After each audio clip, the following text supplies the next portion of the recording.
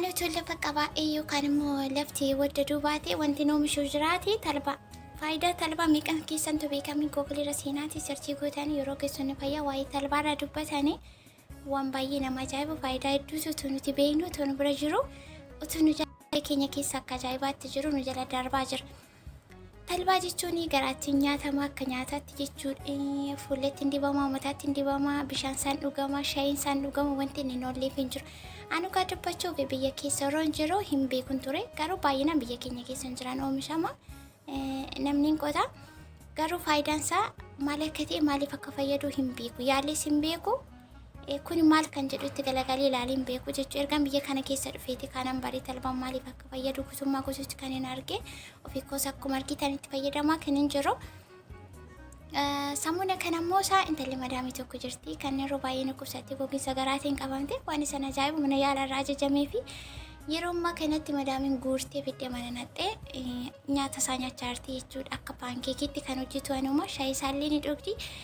Wanti talbaan hin fayyannee fi tokko maaltu jirame warri beektan beektu warri hin beekne immoo waa'ee talbaarraa itti fayyadamuu isaa duuba kan jennee bakka jirtanitti nagaan isiniif haa ta'u nagaa kootii akkam jirtu nagaa keessanii jecha har'a warri isinitti hin baay'isu viidiyoo baay'ee gabaabduu taatee isinii dhufee jira.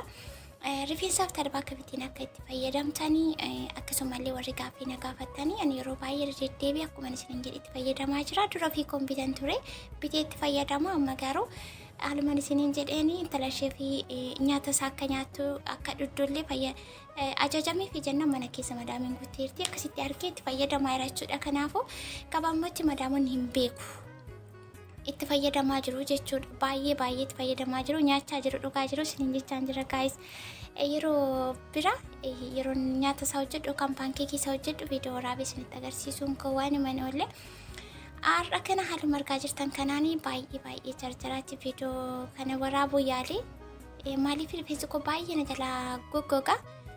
Yaa torbeetti akkuma malee fatame waan an barsiise waan qabuuf inni sun akka raafuu hin barbaadu. Nyaanni isaa jalaa fi jennaan baay'ee na rakkisa.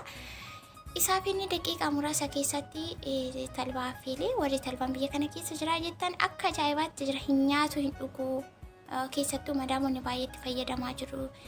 Sinin jechuu barbaadeeni isa booda ergaa fiiltanii haala kanaan jeelisaa keessaa baafatanii booda suuteettanii rifeensa keessanitti fayyadamtanii yookaan dibattanii daqiiqaa muraasa keessatti waan baay'ee akka hojjetu talbaanii asirraatii mirkaneeffachuu dandeessu. Keessattuu warri biyya kana jiraa jettanii maqaan isaa hin beekun tureen dura maqaa isaa intinaa Google irratti turan sirchii godhee ilaalu Flexid jedha maqaan isaa. Flexid Ingiliffaatiin Flexid afaan Oromootiin talbaa afaan Amaariffaatiin talbaa isa kanarra yeroo baay'ee dubbadheen ture. Warri hin beekne ammallee deddeebitanii gaaffii warri na gaafachaa jirtan. Arabiffaatiin immoo isaa dura utoo madaamiin bittee mana keessatti hin fidiini sinumatti natti himas koomentii jalatti budurkitaan jettanii sinumatti natti himi amma immoo mana keessatti hin argee maqaan isaa akkuma isin jettan budurkitaan jedhama. Warri beektan beektu warra hin beekneef jechuu kooti. Isa booddee haaluma argitan kanaanii akka kanatti itti fayyadamtu jechuudha. Baay'ee bareeda. Ofirratti illee hodhistanii ittiin firiizii hojjetatanii fataa jechuu dandeessu. Fooliin qabu baay'ee namatti tola. Rifeensa goggogu. Rifeensa keessan gogaa isaa miiccanni sinjalaa harca'uu sinjalaa urgufamuu isaarraa carraa kanatti fayyadamuudhaan gatiin isaallee baay'ee salphaa saantibaan kan isin bitattanii jechuudha. Suuqirraati. Yookiin immoo Google irra seentanii talbama jettanii sarchii gootaniyyuu isinii baasa. Akkamittiin akka bitachuu dandeessan illee isinii biturre viidiyoo hojjedheen ture gadi buutanii ilaaluu dandeessu. Akkasumallee warri gaaffii deddeebitanii gaaffii wal fakkaatan gaafattan yeroo baay'ee rakkoon keessan viidiyoo haga xumuraatti hin daawwattanii jidduutti kuttanii dabartu. Wanta isin fayyadu barbaaddu taanaanii haga xumuraatti maal akka ta'e adda baafachuu beekuun dirqama keessanii. Kun akkuma argaa jirtan kana fakkaata. Ani baay'ee natti tola. Dura kan inni itti fayyadamuu jalqabeyyuu chaalenjii kan inni eegaleyyuu ani waa'ee rifeensa wal qabsiisee talbaarratti jechuudha. Talbaarratti qo'ee rifeensi yeroo goggogu maal gochuun qaba akkamitti maalitti fayyadamee miicuun qaba kan jedhu talbaan argadhee talbaatti otoo hin jiruuti isa booda tokko lamaanii gara wantoota garagaraatti dhufee jechuudha. Ka'umsi koo talbaarraa ture.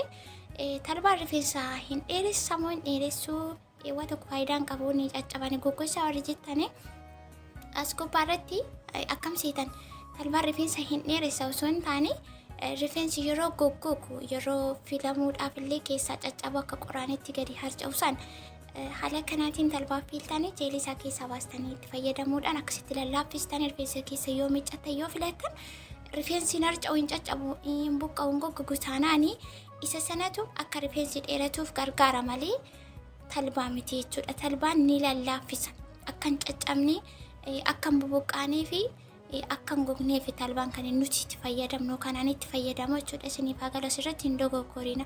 Wantoota itti fayyadamtan hunduma isaayyuu maaliif akka fayyadu midhaan isaa faayidaan isaa maal akka ta'e beekuun dirqama keessanii malee callistanii immoo waan ani jedheef yookaan immoo namoonni kan biroonis waanuma namni jedhe hundumaa otoo isiniin galii wanti sun maaliif akka fayyadu midhaan faayidaa maal akka qabu otoo adda baastanii hin beekin ittiin fayyadamina. Kun dirqama hin qabu. Dhumni isaa kun akka kanaatti jira jechuudha. Makar tokkoon fidee jira baay'ee namatti tola dhugaa dubbachuu fi isinumtiyyuu waa jedhaa baay'ee namatti tola. Kana fakkaataa faayidaan talbaa jechuudha. Akkuma isiniin jedhee rifeensi kan harcaanii kan buqqaanii isa goggogi sana haala kanaatiin lallaaffistanii yoo irratti dhiistan illee rakkoo tokko hin qabu. Baay'ee bareeda. Yeroo miiccan illee isaa irraa miicuunsaa nama hin dhibu jechuudha. Daqiiqaa muraasa keessatti ofirraa miiccachuu dandeessu. Shaamboo baay'ee illee hin barbaadu. Yoo barbaaddan ooyilii illee itti dabaltanii jeelii isaatti itti fayyadamuu dandeessu. Ooyilii garaagaraa kanneen akka zayitoonii fa'aa, kokonaat ooyilii fa'aa wanta isin bira jiru roosmarii ooyilii rifeensaaf kan ta'a jettan kan rifeensa keessaniif ta'u itti dabaltanii itti fayyadamuu dandeessu jechuudha. Isaan kunillee ooyiloonni warra nama maqaa sina'ee fi kan kana fakkaatan hedduun isaanii akkuma yeroo hundumaaniyyuu itti fayyadamaa jiru baay'ee faayidaa qaba. Kanaafuu wanta isin fayyadu ergaa wanti rifeensa keessan jaallatu adda baastanii beektanii seera qabeessaan chaalenjii gootanii kan itti fayyadamtan yoo ta'e baay'ee bareeda. Yaa viidiyoo shoortii godhaa jira keessaa kukkutaan jiran achi dheerata waan ta'eefu amma kana daqiiqaa 30 booda ofirra tursee haala kanaatiin argitanii baay'ee bareeda.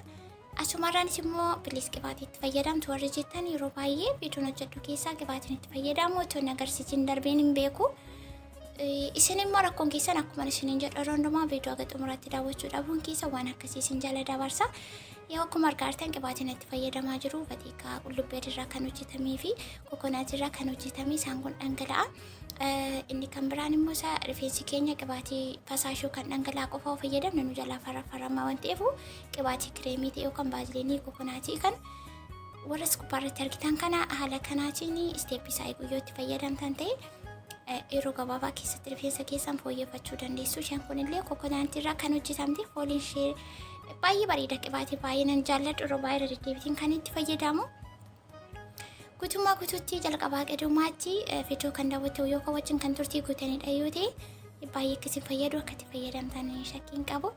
Dhumni isaa kun akka kana fakkaata jechuudha. Baay'ee bareeda. Xiyyoon isaa kan walxatu kan caccabu kan bubuqqa'u haala kanaatiin of eeggannoo gochuun wantoota sasalphaa akkasii kanatti fayyadamuudhaan rifeensa keessan tiriitimentii gahaa kan kennitanidha yoo ta'e baay'ee isin fayyada. Kun haala kanaatiin qibaatii amma isinitti agarsiise kana keessa kan isin bira jiru kan naannoo keessanitti argamu yookaan kan rifeensi keessaniif ta'u filattanii haala kanaan itti fayyadamuu dandeessu. Sana booda dhumarratti yeroo baay'ee akkuma isiniin jedhu quxuxurii haala kanaan hojjetachuun jaalladha. Qaqallisuu sin barbaadu maaliif rifeensi qaqallatee hojjetamu baay'ee rifeensa miidha yeroo hiikamu yeroo filamu yeroo maal jedhu ni ciccitaa isaan sun akka keessa yaa'anii hin barbaadani waan akkasiitu na tamachaa jechuu fi gabaabumatti xiyyoon haala kanaan fakkaata jechuudha. Baay'ee firiizii ta'e bareeda. Akkasii isiniin jaa viidiyoon isinii qabadhee dhufe har'aa kanas akkasiin irraa bareeddan gaaffii keessanas keessaa deebii akka argattan shakkiin qabu. Kun fufurdistaan yeroo quxuxurii hojjetattan bakka isaa jijjiirtanii maaliif masmaruma tokko yeroo baay'ee kan addaan hirtanii yoo ta'e kan caccabne akka hedduutiin illee siisteemoota garaagaraatu jira jechuudha. Akkas gootanii rifeensa keessan irratti chaalenjii hojjechuudhaan wallaannachuu bakka itti deebisuu fi rifeensa baay'ee hawwataa fi bareedaa ta'e kalaliin isaallee kan namatti tolu bakka barbaaddanii kan ittiin zanaafataa jettanii rifeensa uumamaa kennaa waaqessinii kenna haala kanaan qabachuu ni dandeessu. Viidiyoon kun gara xumuraatti jirti. Dhumni isaa kana fakkaata baay'ee bareeda. Video like share gochuu hin irraanfatiin haaraatti godhitaatan subscribe osoo hin godhin yaada keessan hasaaba istaayitii keessan gaaffii barbaadan koomentii irratti na barreessuudhaan viidiyoo biraatiin nagaan deebi'ee dhufuutti bakka jirtanitti nagaa fayyaa ta'aa. Bye.